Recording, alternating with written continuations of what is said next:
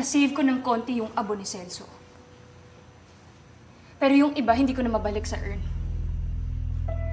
You ruined the memory of my husband! Gwen, tama na. Alam niyo, hindi ko pa rin maintindihan kung paano nangyari yon. Nagbibiruan lang naman po kami ni Ara eh. Gusto po kasi namin masilip kung ano laman nun kasi ngayon lang daw po siya nakakita ng ganon.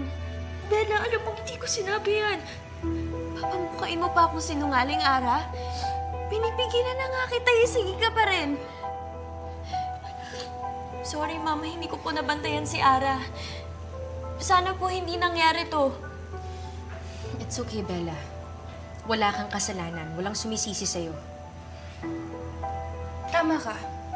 Walang kasalanan yung anak mo. Nakita ko na nagpupumilit si Ara na galawin yung Earn. Hindi ko naman po ginawa yun eh. Ano? Kinukontra mo ba yung sinasabi ko? Gusto mo ba makatikim ka sa akin ulit?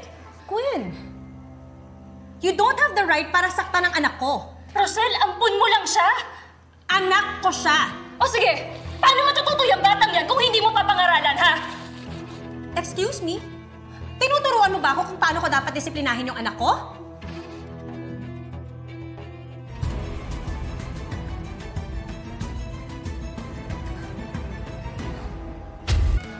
I was emotional kanina. Masisisi mo ba ako?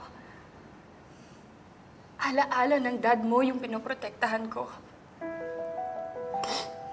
Naiintindihan kita, Gwen. Kaso nangyari na.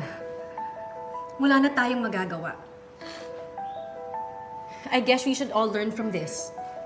At dapat matuto tayong magpatawad at umintindi sa bawat isa.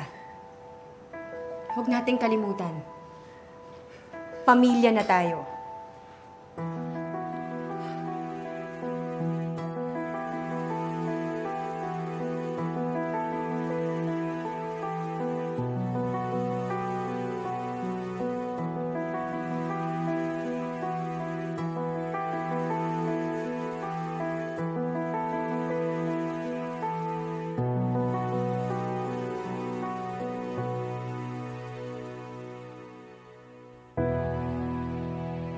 Sayang, wala pa si Ariel. Wala tuloy magpapalamig ng ulo mo.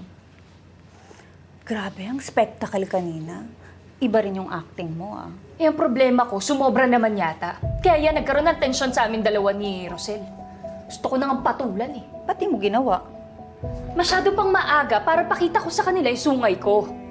Ano ka ba? Ang tagal mo nang uma-acting, te. Magmula nung nakilala mo si Celso, nagpapanggap ka ng mabuting asawa at ulirang stepmother.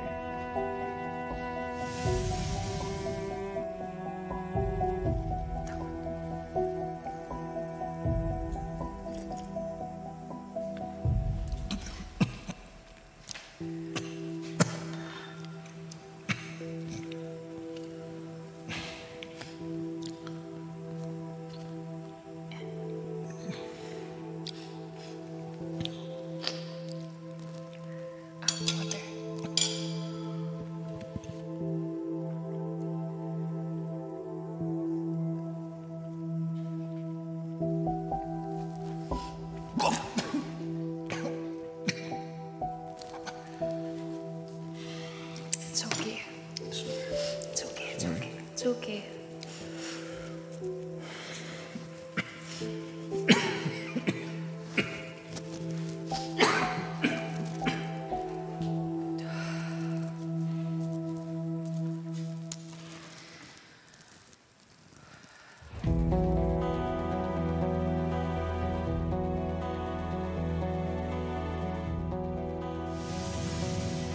I hated every minute of it. Kala ko mamamatay na to. Pero ayaw pa niyang bumigay. Pinahirapan niya lang ako sa pag-aalaga sa kanya. Tapos ano na pala ako? Eh di walay.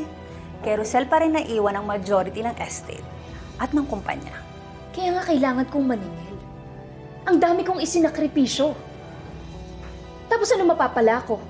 Hindi lang oras at pagod ang pinuhunan ko. Pati na rin yung...